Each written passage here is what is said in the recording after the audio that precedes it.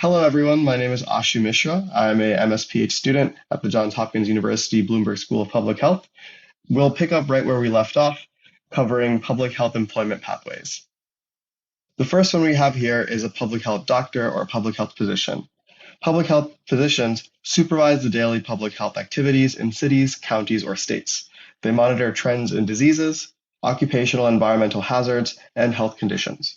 They also promote health knowledge and behavior in those communities that they work in. And they manage and monitor immunizations.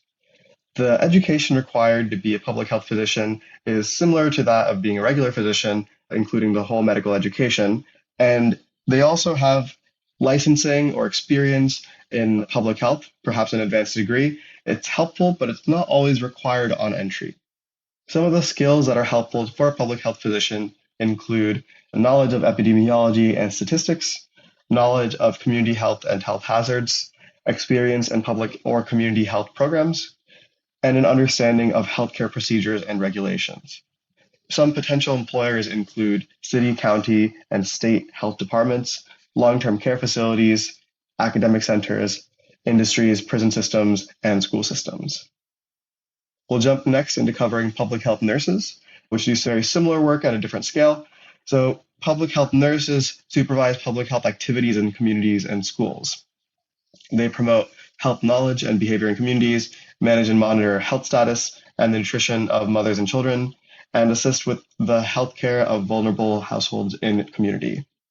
They're required to have a nursing education as well as an advanced degree in public health. It's helpful to have that advanced degree, but it's not always required on entry.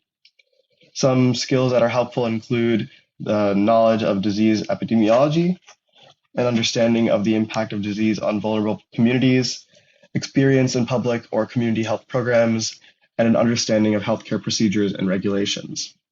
Some potential employers include city, county, and state health departments, long-term care facilities, academic centers, industries, prison systems, and school systems.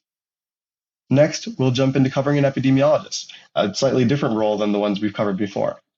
So an epidemiologist, they plan and direct studies of public health problems to find ways to prevent them.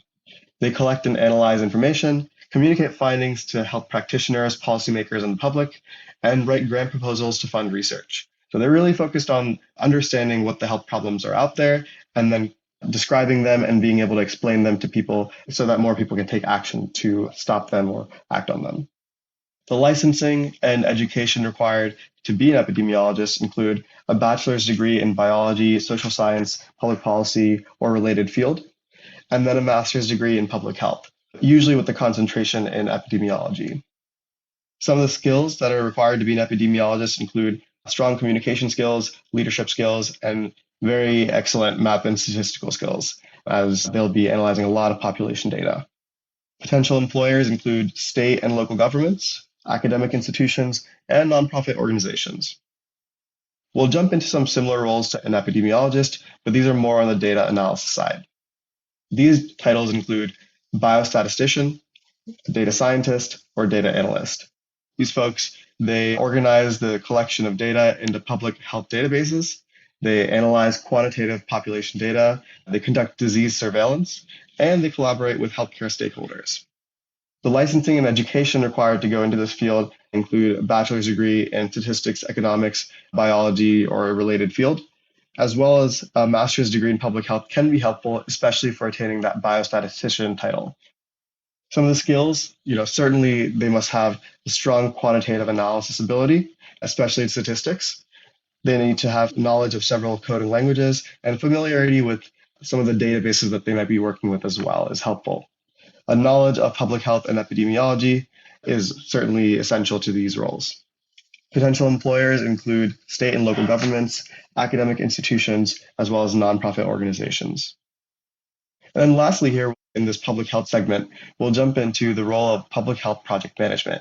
These are the folks that are involved with delivering interventions on the ground. Some of the job titles here include a manager or director, coordinator level roles, an analyst, or an administrator. The job description for these folks include they need to plan and oversee the delivery of health services within hospitals, as well as in other health facilities and in the population at large. They support the execution of public health programs. and they do so by collaborating with various healthcare stakeholders along the way. The education required for these roles include a bachelor's degree in public health or a related field, as well as a master's degree in healthcare management, public health, or a related field. These educational requirements certainly vary by the different job titles. It's helpful to have these higher level master's degrees to jump ahead, but it's certainly feasible to enter the analyst or administrator level without the master's degree. Some of the skills that folks in these roles might have include long-term project management, the ability to synthesize research, strong communication skills, as well as knowledge of a healthcare topic that they may be working on. Potential employers include local and state governments, as well as nonprofit organizations.